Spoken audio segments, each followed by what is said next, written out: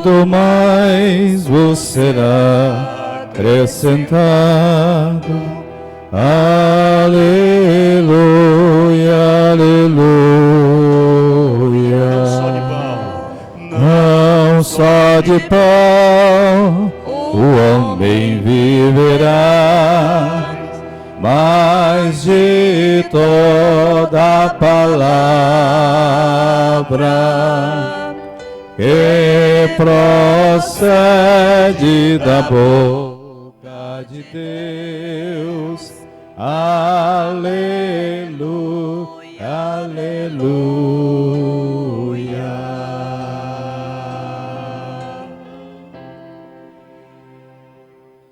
O Senhor esteja convosco. Ele está no meio de nós. Proclamação do Evangelho de Jesus Cristo segundo Mateus. Glória a vós, Senhor.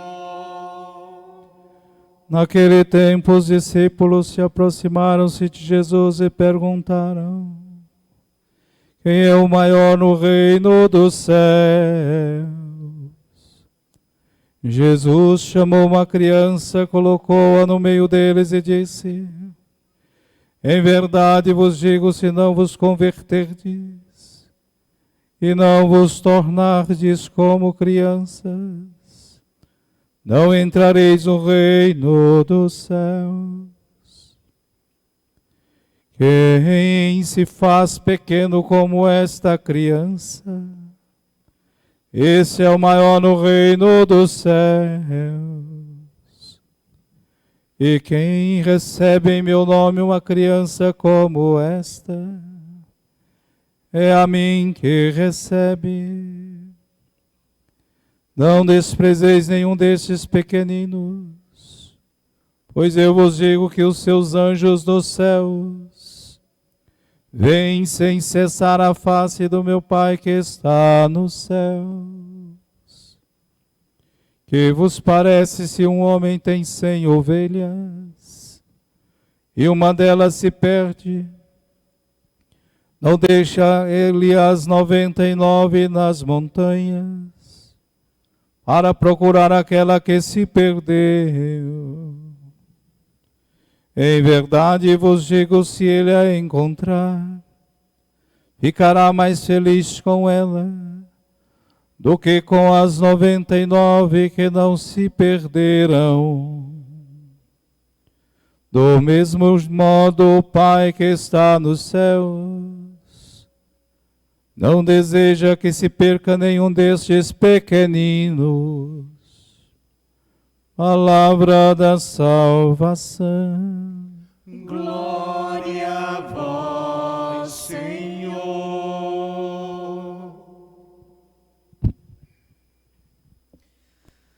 Caros irmãos, Padre Denis, Padre Hélio.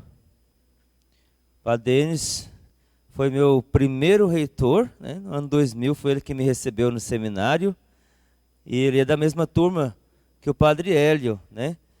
São amigos desde muito tempo.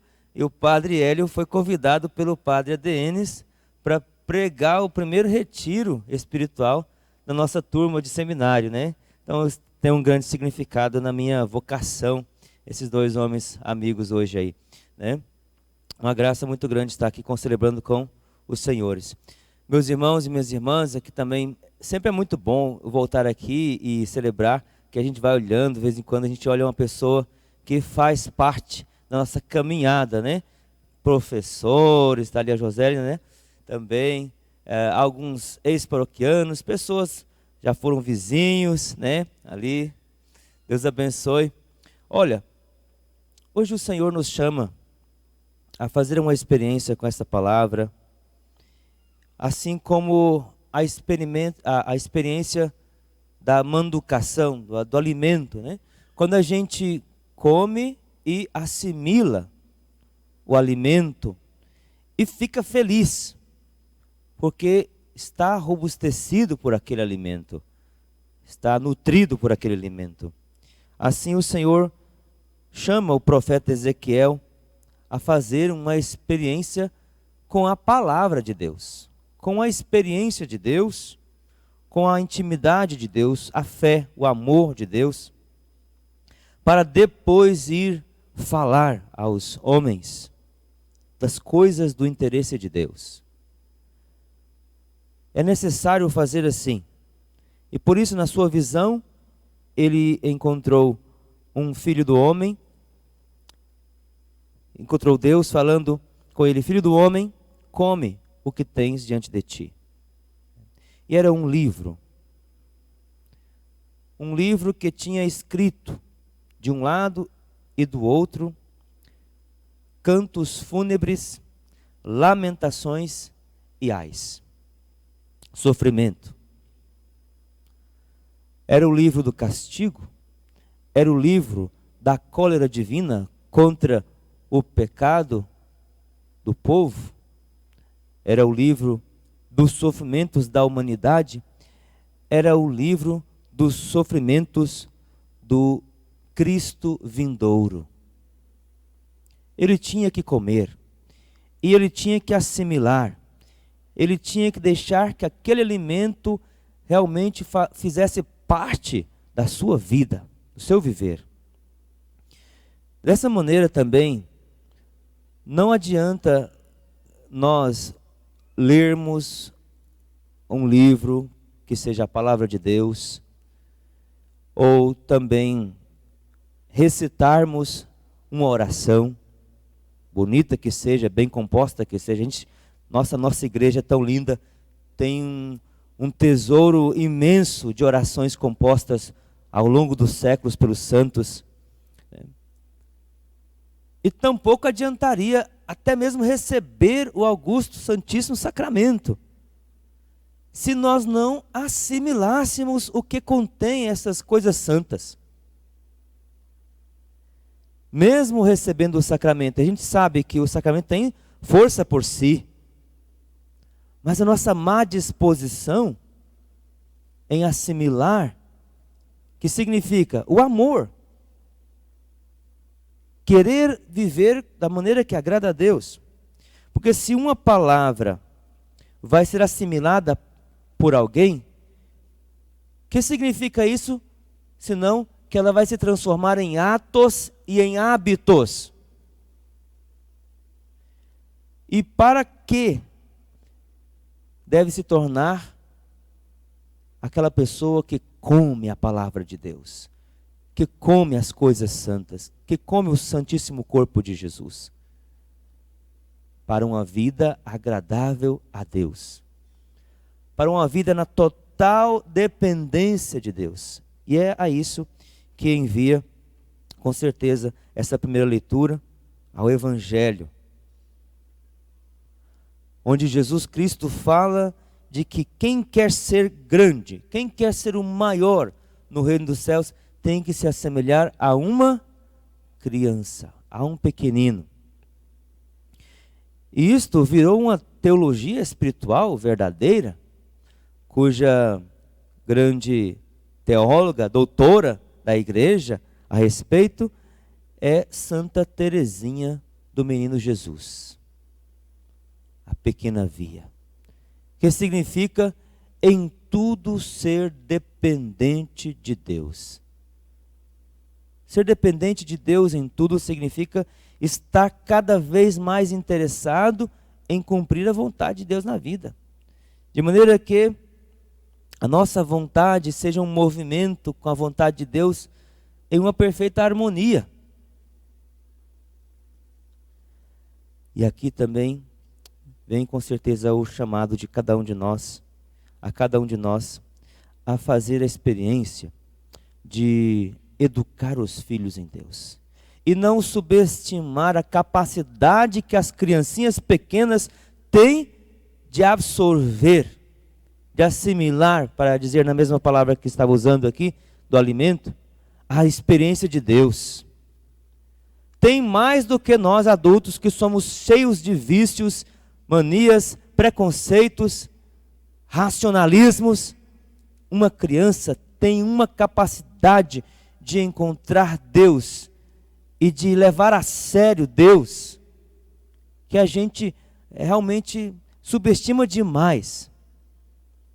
Ou não simplesmente subestimamos, desdenhamos e desvelamos, descuidamos, negligenciamos a oportunidade que essas crianças teriam de ter este encontro com Deus.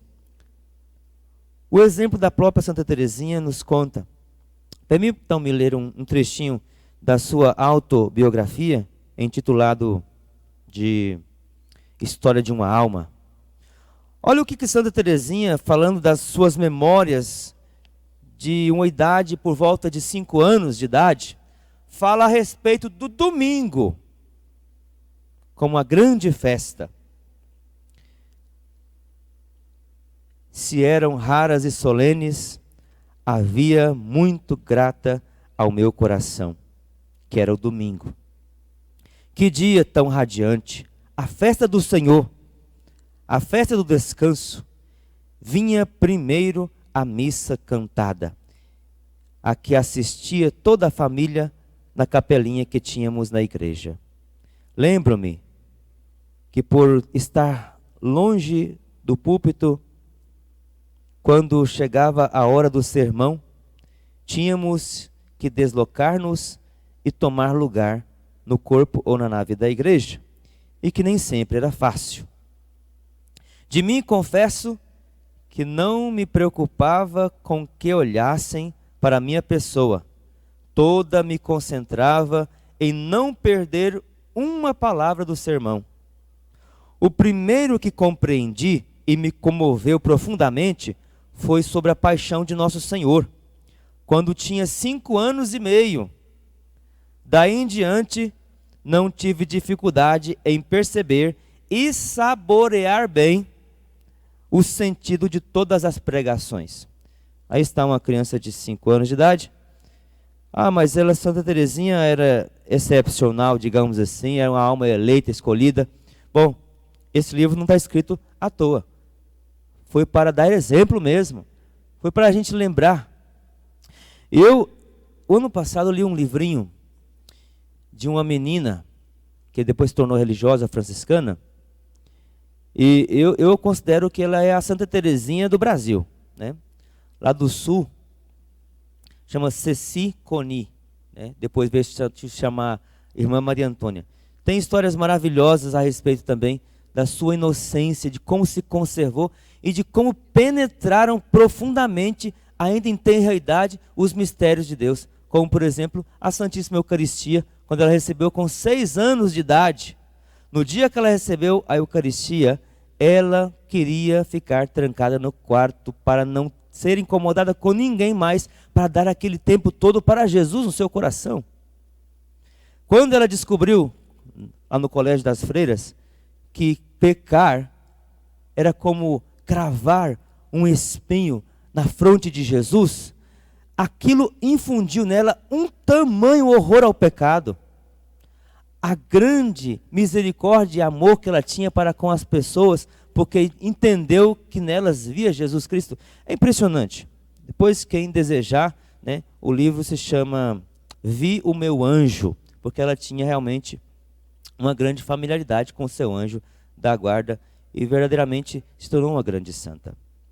Mas agora, uma coisa interessante, o porquê de todos esses santos, Santa Teresinha, esta Ceci Coni que eu acabei de falar aqui, esse profeta Ezequiel, sentiu esse tão saboroso, essa tão saborosa doçura da experiência de Deus em sua vida, mesmo dizendo que aqui tinha conteúdo de sofrimento. Porque uma pessoa que vai se tornando cada vez mais cheia de Deus, vai ficando também generosa. Generosa. Assim, diz que a alegria, a doçura, o júbilo da vida daquele que realmente encontrou a palavra de Deus é muito grande.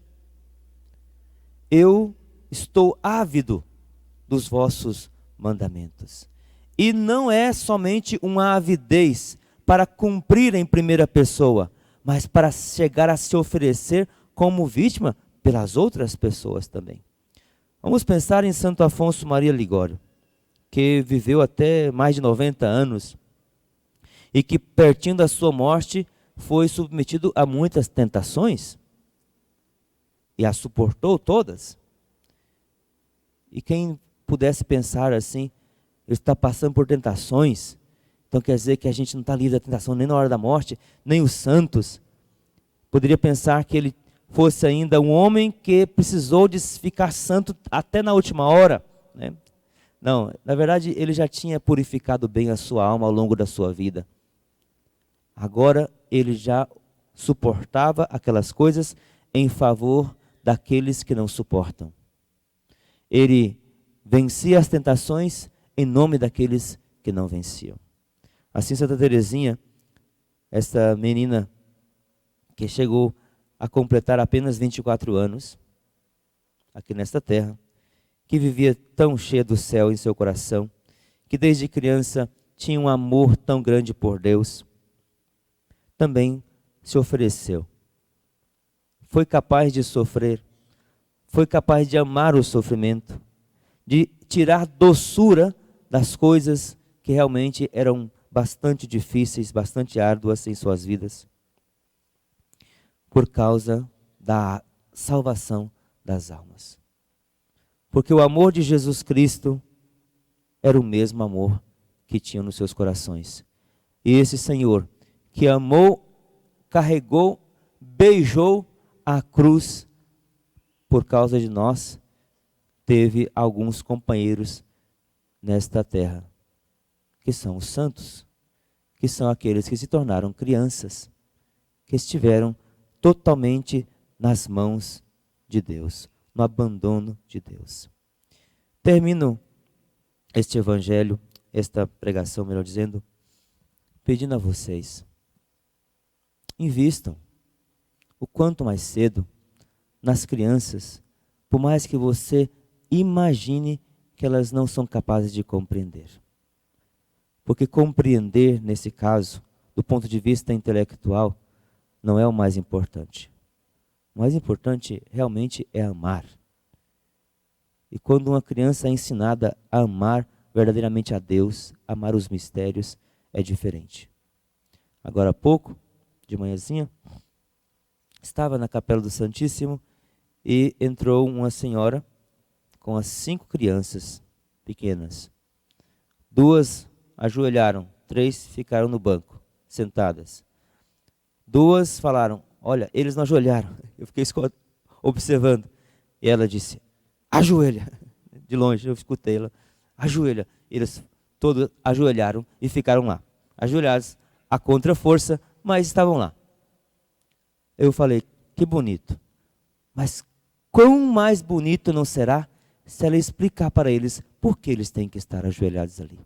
Dá para eles uma razão. Diz que é para honrar Jesus, aquele que merece todo louvor, toda adoração. Elas vão entender. Vão entender. Creia nisso. Fiquemos de pé. Vamos apresentar ao Senhor as nossas preces.